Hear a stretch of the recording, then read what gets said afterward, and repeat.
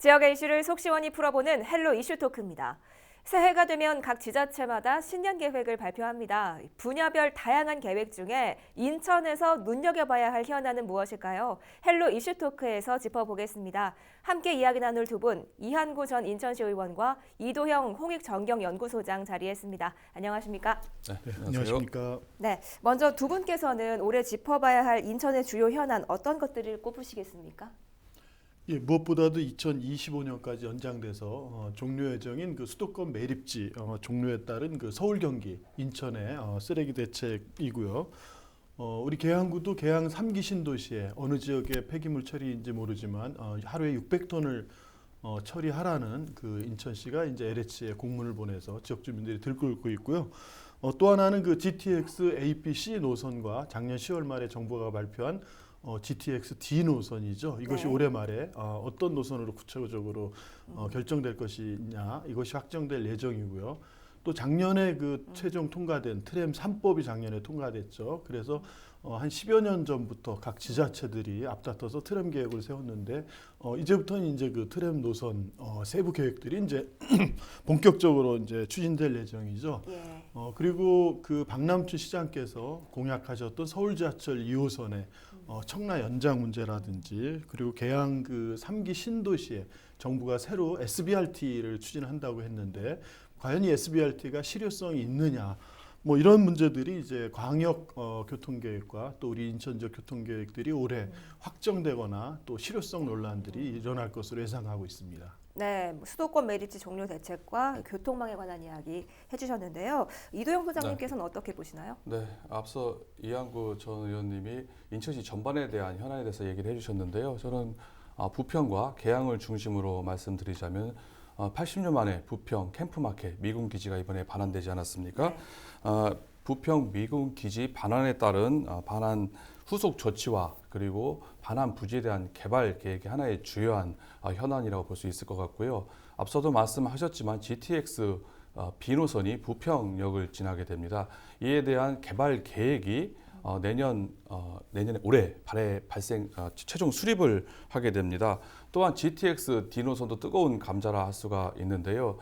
기점이 어디냐? 김포 한강 신도시냐? 아니면은 뭐 청라 신도시, 청라에서 출발을 해서 또 검단 신도시 등등 과연 계양 신도시 그리고 부평 대장 신도시를 경유하느냐도 인천의 주요 관심사라 할 수가 있을 것 같고요. 이는 뭐 다른 지자체 역시 최대 관심사가 아닐까 싶습니다.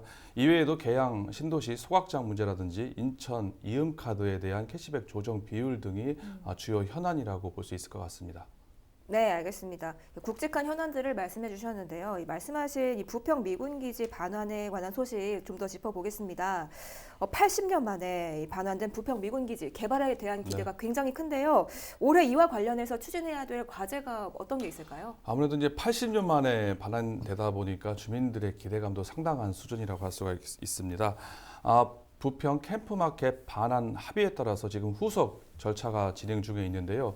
지난 17일 날에 첫 단계로 군수 재활용품 센터 부지와 야구장 부지 등에 대한 건물에 대한 열쇠와 도면을 인천시가 건네받았습니다. 예. 하지만은 아직 반환 부지에 대한 활용 계획은 여전히 숙제로 남아 있다 볼 수가 있습니다. 또 이제 오염된 토양을 어떻게 정화하느냐도 큰 문제라고 할 수가 있고요. 지역구인 홍영표 의원 같은 경우는 제3보급단 반환과 연계를 해서 녹지공간, 공원을 조성하겠다고 말하고 이야기하고 있는데요. 박남춘 시장 같은 경우는 지난번에 인터뷰를 통해서 우선 캠프마켓을 그대로 개방을 해서 주민의 참여 공간으로 만들고 주민들의 의견을 수렴해서 구체적인 활용 계획을 만들겠다고 이렇게 밝히고 있는 상황입니다. 네, 알겠습니다. 인천시도 계획에 굉장히 신중한 모습을 보이고 있는데요. 역사 문화적 유산을 보존한 형태의 공원을 조성하겠다는 게 인천시의 입장입니다. 미군기지 반환으로 앞으로 부평에 어떤 변화가 생길까요? 예, 현재 그 미군기지 반환하는 것은 지금 것만 볼 것이 아니라 역사적으로 본다면 현 미군기지 그 인근 부평 상곡동 일대 아파트 단지가 사실은 과거 다 미군기지였다가 1970년대 전후에 평택이라든지 이제 용산으로 이전하면서 이제 단지화된 거고요. 네. 그리고 현재 미군 부대 그 기지 이전 예정 부지인 그 인근에 있는 또 3보급단 약 그 79만 제곱미터도 이제 기부 대항해 사업으로 이전 준비 중이거든요. 그리고 또 지금 부평 그 일동 행복주민센터죠. 미군 부대 그 옆쪽에 있는 여기에서부터 이제 부평구청까지 약 1.5km를 부평구가 이제 굴포천 생태하천을 조성하면서 그 주변지 일대를 이제 중심 시가지역 이러한 그 부평구 11번지라는 혁신경제 생태계 도시재생 사업을 추진합니다. 그러니까 이러한 그 주변과 전체적으로 이제 맞물리면서 이 미군 기지가 어떤 역할을 하느냐인데 2017년까지는 이제 그곳이 근린공원 예정지였는데 네. 2017년에 이 미군 부대 광복 후에 우리나라 미군 부대의 대부분이었고 또 전국에 그 많이 산재해 있는 미군 부대의 물자를 모두 여기서 보급하는 역사적인 곳이었기도 하고요. 또 그러한 그 많은 그 역사나 이런 것들이 이루어지다 보니까 주위에 또 대중음악들이 이제 여기서 우리나라 대중음악이 이제 어떤 산실이라고도 하죠. 그래서 이러한 그 이 역사 공원 또 생태 그리고 이제 지역 경제 뭐 이런 것들이 이제 융복합적으로 이제 하나의 플랫폼으로서 이제 기능을 할 것 같습니다. 이제 문제는 이제 그 바로 옆에 있는 한국 GM의 이제 이 문제인 거죠. 한국 GM 문제들을 잘 해결한다면은 이 원도심 부평이 이 도시 재생 사업에 있어서 새로운 그 제2의 번성기를 맞게 될 수도 있지 않을까 그런 생각입니다. 네, 그렇군요. 가급적이면 역사적 가치를 보존하면서 개발을 하자는 게 인천시의 입장인데 미군 기지 주변의 군용 철도를 또 어떻게 할 것인지가 이슈로 부각되고 있습니다. 부평과 캠프마켓 그리고 가좌, 연안부두로 이어지는 트램 조성 계획이 나왔는데요. 이 트램 활용 방안 어떻게 보시나요? 네. 부평 미군 기지 반환에 대한 개발 가능성이 높아지게 됨에 따라서 부평구 주민들의 개발에 대한 기대감도 높아지고 있는 상황입니다. 인천시는 캠프마켓 군용철도를 활용해서 트램을 도입하겠다고 밝혔는데요. 지금 적극적으로 검토하고 있다고 알려져 있습니다. 올 4월까지 구체적인 계획을 수립할 것으로 예정이 돼 있습니다. 원도심 균형 발전과 도시 재생 활성화를 위해서 가장 좋은 방법 중에 하나가 교통 수단을 확충하는 것이라는 점에 있어서 트램을 도입하겠다는 생각은 상당히 좋은 아이디어라고 보여집니다. 트램은 유럽을 비롯해서 전 세계 150여 개국에서 약 40여 개 노선이 운영 중에 있는 대표적인 친환경 대중교통 수단입니다. 운임도 상당히 저렴하고요. 또 승하차가 편리하다. 그리고 상대적으로 건설, 운영비가 적다는 장점이 있기 때문에 그 트램을 도입하겠다는 정책 방향에 대해서는 긍정적으로 평가를 합니다. 네, 그렇군요. 인천시가 계양구 작전동에서 이 계양 테크노밸리 일대까지 트램 노선을 신규 사업으로 추진하고 있는데요. 이 철도 대신 트램이나 SBRT 조성 어떻게 보고 계신가요? 예, 2016년에 그 트램 3법이라고 하는 그 중에 하나의 도시철도법이 이제 개정되면서요. 그 전국적으로 건설 비용도 싸고 또 관광 활성화 이제 기대 효과도 있다고 해서 트램 계획이 쏟아졌는데요. 우리 인천시도 이제 경인고속도로 일반화 사업 이 구간을 거쳐서 작전역까지 기점으로 하는 트램 첫 번째 노선 계획을 세운 바가 있습니다. 당시에 이제 트램 3법, 철도안전법하고 이제 이런 그 두 가지 법들이 통과되지 않은 상태였기 때문에 이 법이 통과된 이후에 트램 기본 계획을 세우게 된다면 작전역까지 중점으로 하지 말고 그 계양 구청이 있는 그런 그 계산 택지까지 이것을 좀 연장해야 된다라고 이제 저도 이제 그런 의견을 좀 낸 바가 있는데요. 그 이후에 제3기 계양 신도시가 확정이 됐기 때문에 제3기 신도시를 거쳐서 김포공항까지 상하지구를 또 거쳐서 김포공항까지 간다면은 최대의 효과를 낼 수 있다고 봅니다. 네. 이 한편에서는 트램은 사업비는 적게 들지만 교통 홈잡 지역에는 적합하지 않다 이런 의견도 있거든요. 인천은 트램 구축 사업을 원도심 활성화 대책 중 하나로 추진을 하면서 10개 노선에 대해서 타당성 용역 조사를 진행하는데요. 트램 구축이 인천 교통망에 어느 정도 영향을 미칠까요? 트램이 유럽에서는 상당히 흔한 교통수단 아니겠습니까? 하지만은 한국에서는 거의 불가능하다는 이야기가 있을 정도로 실제 트램이 도입하기에는 쉽지 않을 것으로 전망을 합니다. 앞서 이한구 전 의원께서 말씀하셨지만 10년 전부터 전국 지자체에서 트램을 도입하겠다 계획을 세우고 추진을 했었습니다. 무려 16곳이나 되는 지자체가 추진을 했었는데요. 하지만은 아직까지 첫 삽을 뜬 지역이 한 군데도 없습니다. 즉 지금까지 착공이 한 번도 되지 않았다는 이야기인데요. 더 나아가서 민자 적격성 심사라든지 예비 타당성 조사를 통과한 경우도 손에 꼽힐 정도입니다. 설령 통과를 했다 하더라도 예산 부족으로 무산되는 사례도 있었고요. 이처럼 사업성 확보가 어렵고 현행 경제성, BC값 체계상 상당히 까다롭다는 점 때문에 인천 역시 트램을 도입하겠다는 방향성은 좋지만 갈 길은 아주 멀다라고 보여집니다. 네, 이한구 의원님은 어떻게 보시나요? 네, 사실 그 한 10여 년 전에 사실은 경기도에서 제일 먼저 이 트램 건설에 대한 대대적 계획을 세우고 정부에 건의했는데 이제 도로교통법하고 이제 철도안전법 그다음에 이제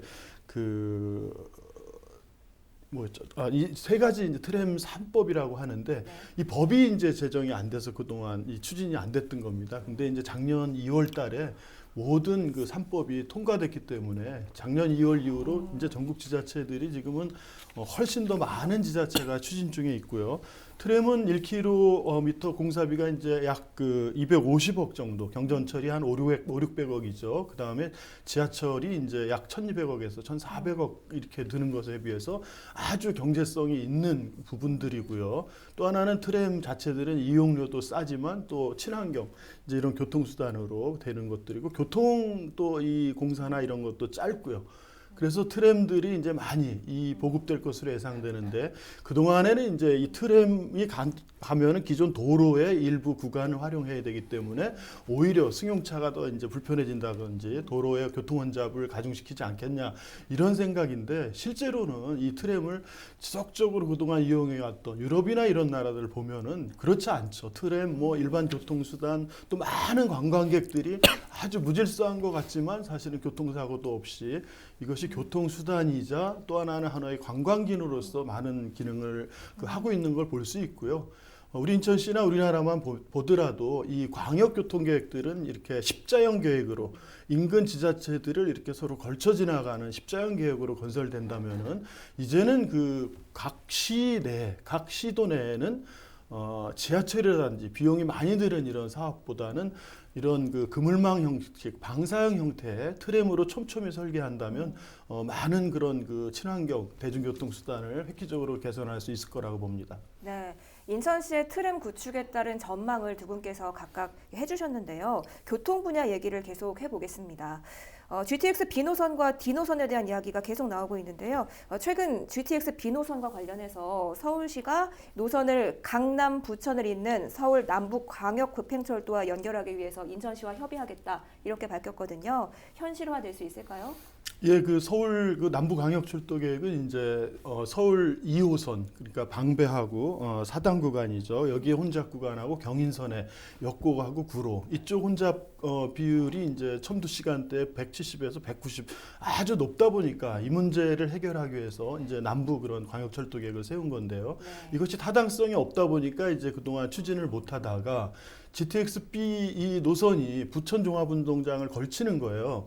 근데 광역 남부 이 계획들은 오류동까지 이제 계획이었단 말이죠. 서울시에서는 오류동에서 이 부천 종합운동장까지만 연결하면 이런 그 광역 계획으로서 서울시가 혼자 다 예산을 부담하지 않고 정부 지원도 받을 수 있고 또 하나는 새로운 기지창 문제가 또 고민인데 바로 부천 종합운동장에 그런 기지창도 사용할 수 있는 일석이조 효과가 있기 때문에 서울시로서는 이것을 이제 GTX-B하고 1차적으로 연결하고 싶은 거고요.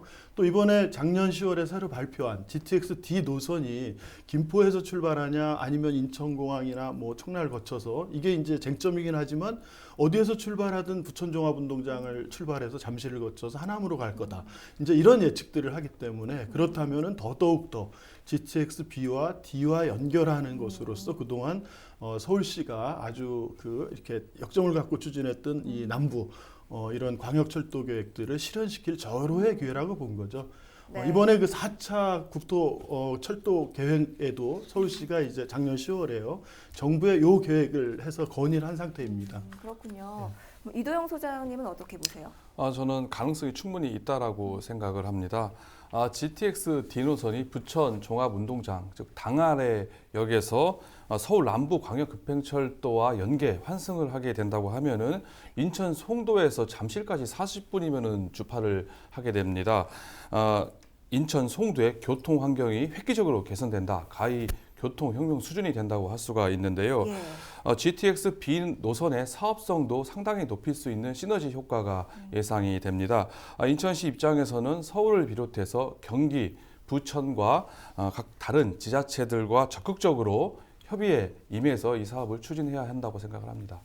네, 알겠습니다. GTX-D를 김포공항에서 계양 그리고 대장 신도시를 거쳐서 서울 남부 광역 급행철도와 연계하는 방안도 나왔는데요. 아직 좀 먼 이야기지만 계양 신도시 광역 급행철도 가능성 어떻게 보십니까? 예, 지난 10월에 정부가 발표한 계획에는 사실 김포공항 얘기가 없습니다. 네. 예, 그러니까 이제 서부 지역 광역 급행철도라고 얘기했고요. 또 하나는 이제 3기 신도시들을 고려한 2기나 3기 이런 것을 가지고 이제 인천에서는 그 검단 주민들, 그러니까 한강 신도시 김포에서 출발해서 검단을 거쳐서 이제 이런 노선 그리고 또 청라 주민들은 그 인천공항을 거쳐서 청라를 또 통과하는 이런 노선 서로 이제 문제는 이제 박남춘 인천시장께서 청라를 경유하는 것인 정부의 계획이 아직 확정되지도 않았는데요. 이런 뉘앙스를 비추면서 사실은 이 검단 주민들이 아주 지금 이제 반발하고 있는 상황이죠. 김포항을 이렇게 노선을 거치는 거는 이렇게 쭉 노선 전체 흐름들을 볼 때 한강 신도시 검단, 그 다음에 계양, 그 다음에 대장, 부천종합운동장, 그리고 사당, 삼성, 하남까지 잠실 하남까지 이어지는 이 노선 흐름으로선 이제 이게 가장 현실성이 있다고 보는 거고요. 네. 그렇지 인천공항에서 만약에 출발한다고 하더라도 그 계양 3기 신도시까지 가기 위해서는 청라 작전을 지나서 계산 택지를 지나서 계양 신도시를 한 바퀴 돌아 나와서 다시 대장으로 와서 부천종합운동장으로 가야 하는 이제 이렇게 생기는 거죠. 그래서 다소 돌아 나와야 되는데 만약에 박남춘 시장이 공약한 서울 지하철 2호선 이 공약의 실현 가능성이 낮다거나 이럴 경우에는 뭐 이런 두 가지 부분을 뭐 섞어서 뭐 절충하는 계획이 나올 수 있을까? 글쎄요. 아무튼 저는 뭐 개별 노선 자체가 가장 효과적이어야 된다. 먼저 하는 이런 입장이기 때문에 현재 노선상 무난한 것이 더 가능성이 있지 않을까. 네. 반드시 계양은 통과를 또 해야 된다. 그런 입장입니다. 네, 알겠습니다. 네, 이한구 의원께서는 수도권 매립지 종료에 따른 그 대책을 주요 현안으로 꼽으셨는데요. 인천시는 2025년에 수도권 매립지를 종료하고 자체 매립지를 마련할 계획이라고 밝혔습니다. 현실적으로 가능할까요? 예, 당초에 2016년에 수도권 매립지는 종료할 계획인데요. 서울 경기뿐만이 아니라 인천조차도 종료 시에 쓰레기 처리 대책을 세우지 못해서 2015년에 사자 합의라는 걸 했죠. 2025년까지 수도권 매립지 3-109를 한시적으로 사용하고 그 다음부터는 각 지자체별로 처리한다는 계획을 세운 건데요. 네. 이제 뭐 5년밖에 안 남았는데 사실은 벌써 2015년부터 5년이 지났음에도 불구하고 아직도 서울, 경기, 인천 어디도 자체 계획을 세우지 못한 거고요. 네. 더 큰 문제는 그 2015년부터 반입량을 줄여서 각 그 지자체들이 자체 계획을 세울 때 그 매립장 또는 소각장 규모를 최소화하는 이제 이런 계획을 전제한 건데 오히려 그 반입량들이 1.5배 이상 좀 늘어난 상태이기 때문에 인천시로서는 아마 올해 그 공론화위원회에서 이제 용역도 좋고 안건도 상정됐기 때문에 인천시 계획을 무조건 10개 군구가 형평성 있게 발생지 처리 원칙에서 세워야 된다고 생각합니다. 당연히 그럼 인천시가 계획을 세우면 서울과 경기도는 뭐 따라서 하는 거죠. 네. 왜냐하면 인천시가 종료하면은 그건 종료가 되는 거니까요. 네, 이와 관련해서 계양구에서는 계양구에 광역 소각장이 설치되는 게 아니냐면서 반대가 심한데요. 주민들이 대책위까지 꾸려서 반대하고 있습니다. 소각장 어떻게 대처해야 할까요? 계양 신도시 내 소각장 문제로 주민들의 반대가 심각한 수준입니다. 네. 하지만 시는 표면적으로 밝히고 있지는 않지만은 인천에 광역 소각장을 2군데 추가로 지금 늘려야 하는 입장입니다. 나날이 늘어나는 폐기물, 쓰레기를 감당할 수 없는 수준이기 때문에 불가피한 측면이 있다고 할 수가 있는데요. 이처럼 소각장 문제를 둘러싸고 주민들과 인천시의 입장 차가 워낙 크기 때문에 앞으로 갈등은 더욱 증폭, 첨예화될 것으로 보여집니다. 네, 알겠습니다. 오늘 시간 관계상 여기까지 말씀 듣도록 하겠습니다. 오늘은 올해 추진될 인천 지역의 주요 현안에 관한 이야기 두 분과 말씀 나눠봤습니다. 두 분 오늘 말씀 고맙습니다.